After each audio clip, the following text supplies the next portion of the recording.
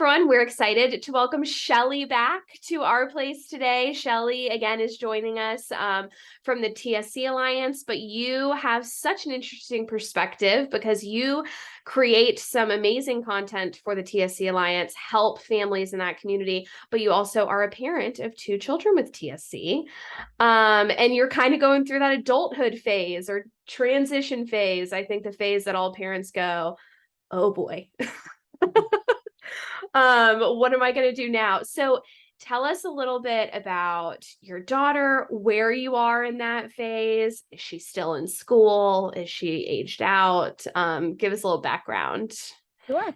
So my oldest is Ashlyn. She turned 21 in August. So we, interestingly, the way that her birthday fell, she actually should have graduated and did graduate.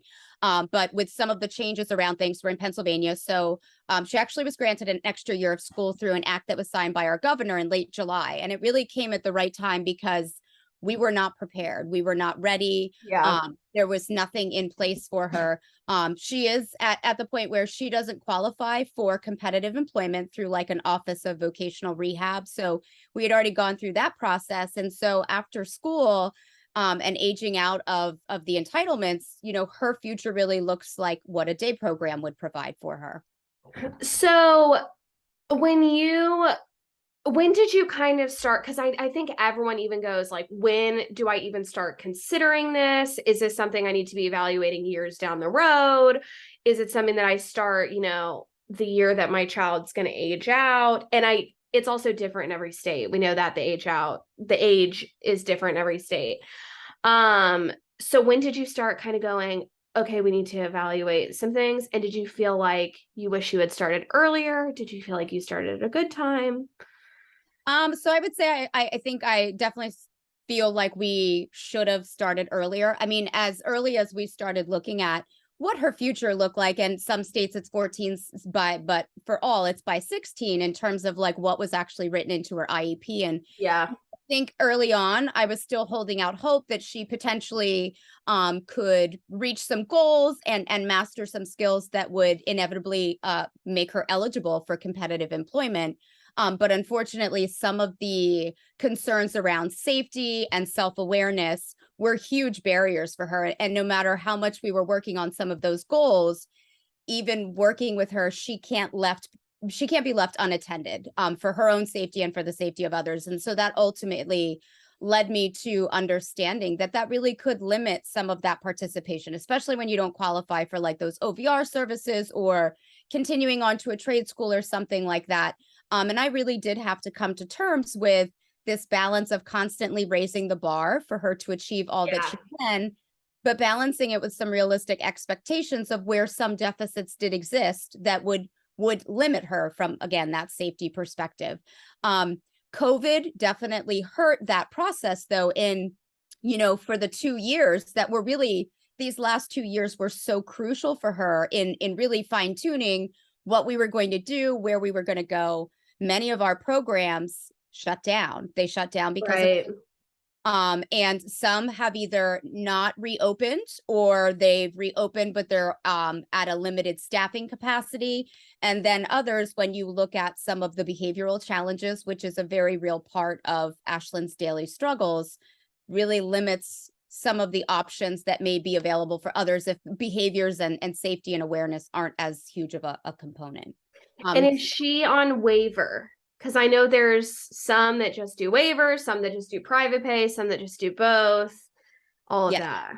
So we are very fortunate. We count our blessings. She is on a waiver. She actually got on a waiver shortly after turning 18. And that has been,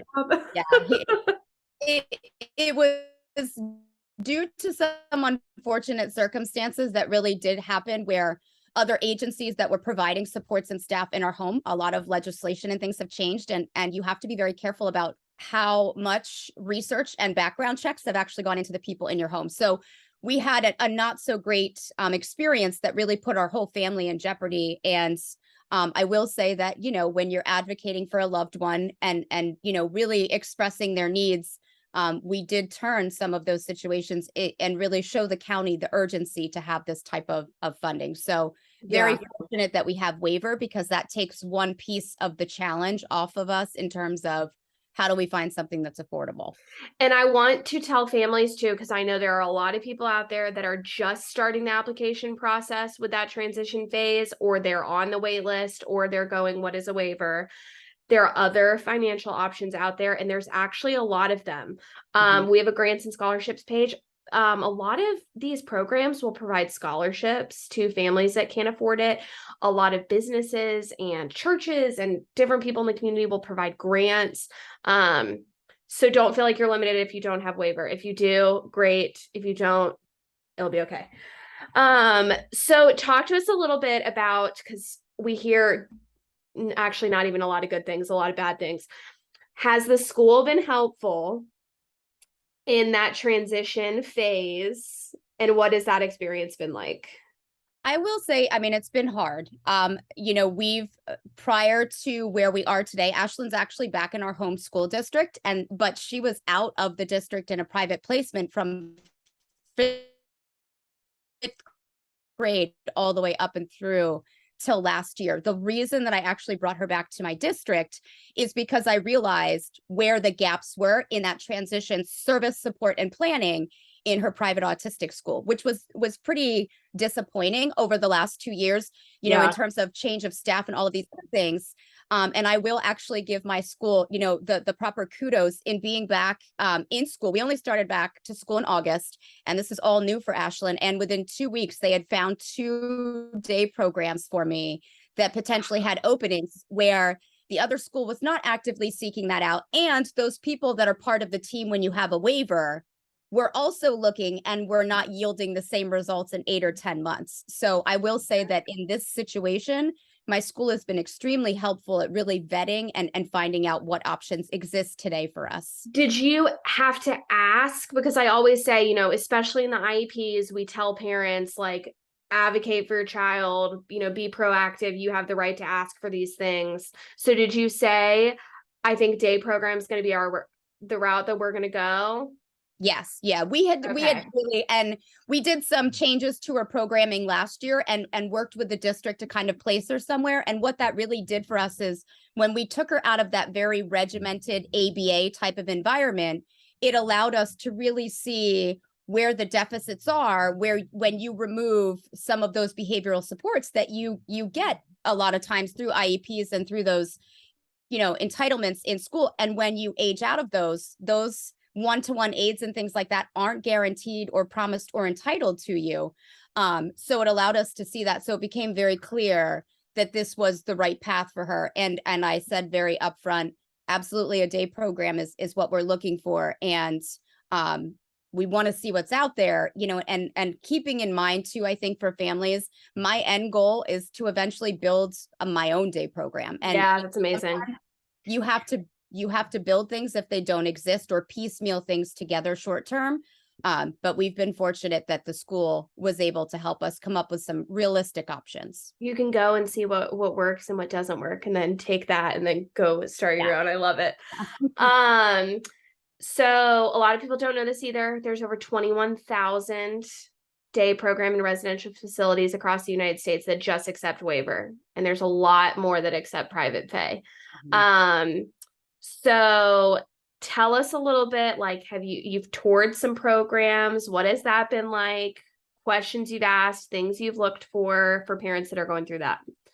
So I think, every situation is different, and taking into consideration the needs of the person that you're touring for. So with Ashlyn, I'm looking at the safety, the awareness, all of those things. And she's a people person. And so I'm looking to walk into somewhere and be greeted and feel welcomed. Yeah. And we were able to do that with a program we toured recently, where even the participants came up and said hello. And it was nice to see that interaction. So I'm looking, first at the location. It's this one is in a church, which is great. It's actually on a second floor. So while Ashlyn's not an active runner or always has elopement issues, there still is this overall lack of safety awareness and kind of just walking out of doors. And so I appreciated that there's there's security in place to keep her confined to the Yeah. area where she needs to be supervised. And the staff, I met right away with the program director, and we got to sit down and really just have a very in-depth conversation about what a day looks like. And I also was very honest with what a day can look like for Ashlyn. I think sometimes as parents and caretakers, we want to be positive and optimistic, but when you are in this realm and looking at day programs and things like that for support, you have to be very honest about what their needs are and what their day looks like. And so Ashlyn needs help with personal care. She has behavioral issues, and sometimes they come out of nowhere and they can be very disruptive. She unfortunately had a seizure last week. She hadn't had one in over a decade. So we have to look at all of those pieces Right. and be very realistic about that, to say, I want to be as upfront now and tell you what our worst day looks like, because I don't want to get her situated in a program and then you call me in a couple of weeks and say, you know what, we can't actually meet her needs. And do you feel like by doing that, they're upfront with you about, maybe this isn't the program, or that's fine, we can't accommodate that?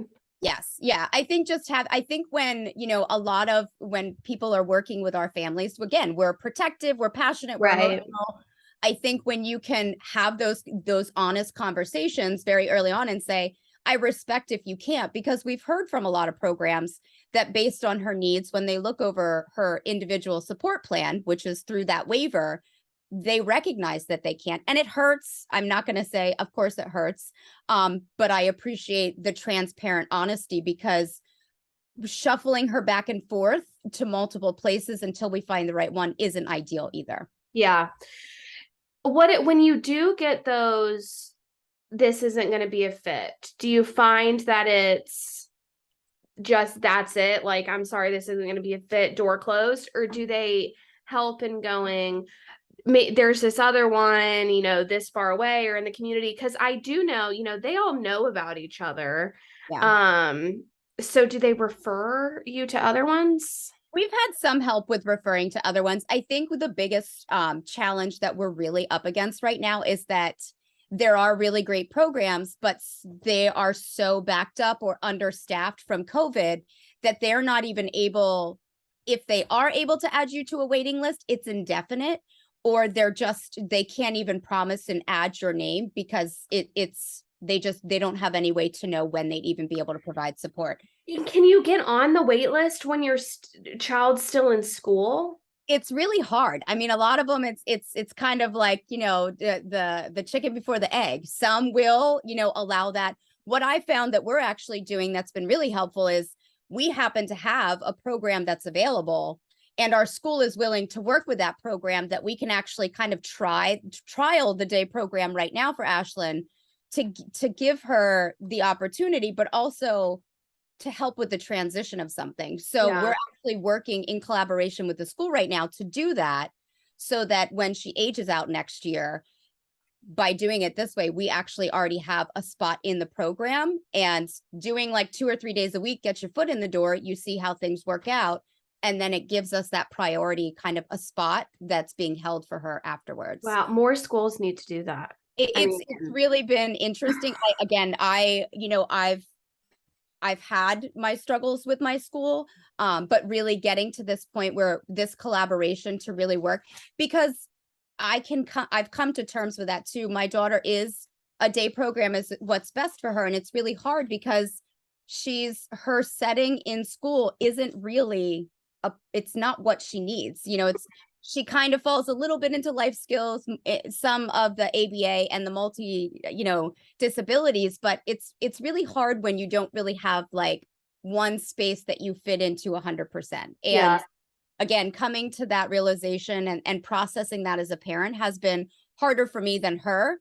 But we both see that this is really an appropriate placement for her and where she's going to thrive and get all of the supports that she needs, as we're looking at, and it's reassessing what some of our goals are, at what IEP goals look like, and things where I've really had to shift and say, okay, she's never going to be able to operate a stove by herself, but if she can cut bologna and cheese with a knife, that's really great independence. And so, oh yeah, You have to constantly readjust and reevaluate your expectations and where the person is, in maximizing their independence to the best of their ability. And we have seen, because we've worked with some programs here in Georgia, we have seen people go into day programs and residential programs that they were not even able to brush their teeth by themselves, and learned all of those skills by going into these programs. I mean, they're really, truly amazing.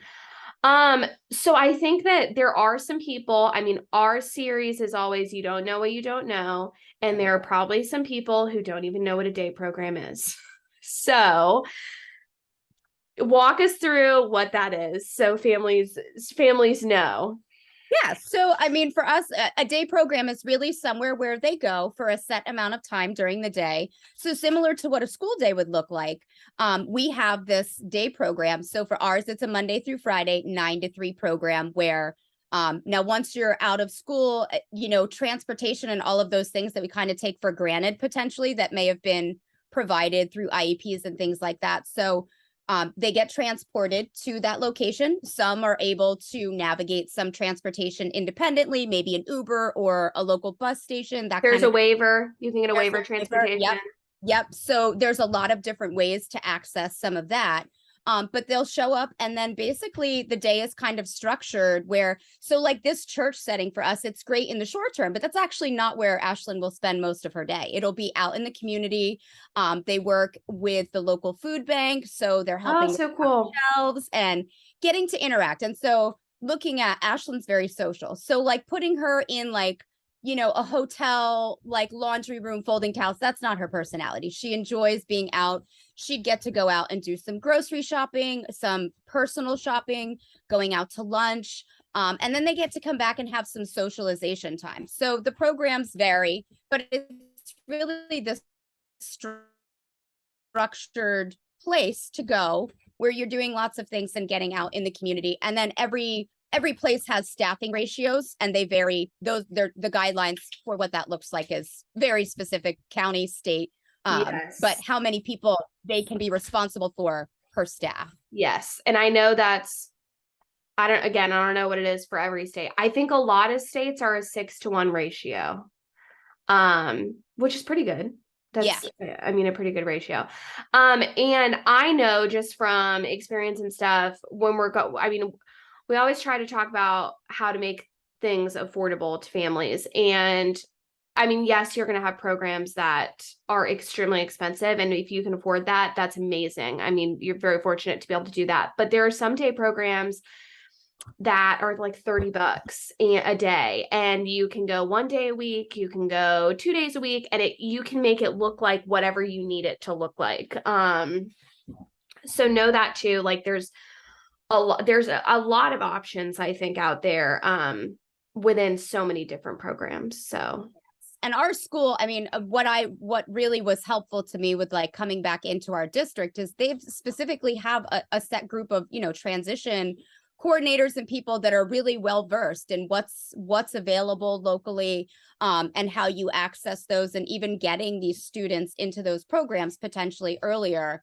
I think some for us is that I was actually, you have this team of people, you have your team with the IEP, and then you have this other team of people that you're working with, in terms of like when you have a waiver. So I have a core team of people, right, an agency that's really supposed to be helping, and they're supposed to be pretty well versed in some of those things. And like anything else, sometimes you don't have the right people sitting at the table anymore. And so I've made some adjustments to that over the last couple months. When you look at goals and all of those things, you're constantly looking at the needs of the individual. And if those are changing, sometimes the players as part of your team have to change to know that too. But I would also encourage, local social media groups. I'm a part of my larger organization that's very disease specific, but I've also connected locally with my special needs community in my own county and surrounding counties, because you find out a lot of information, you find out about programs that are really good. For us, I go in and I get to know the people that are there, but the true test for me is Ashlyn's not able to come home and have a conversation with me to tell me how her day went. But I base a lot of that on, does she enjoy getting up and going every day? Is she happy when Right. she comes home? And she ultimately will be that deciding factor for, you know, how these things work. But network with people locally that have been through these things so that you at least have an idea. There were certain programs I knew very early on, they weren't even an option for us because they just didn't have a good reputation or a good rapport with people. And that, you know, it factors in as you're looking for things. Yeah. I mean, I think it's just like any parent would do for any child, like a school, a college, whatever that is. Right.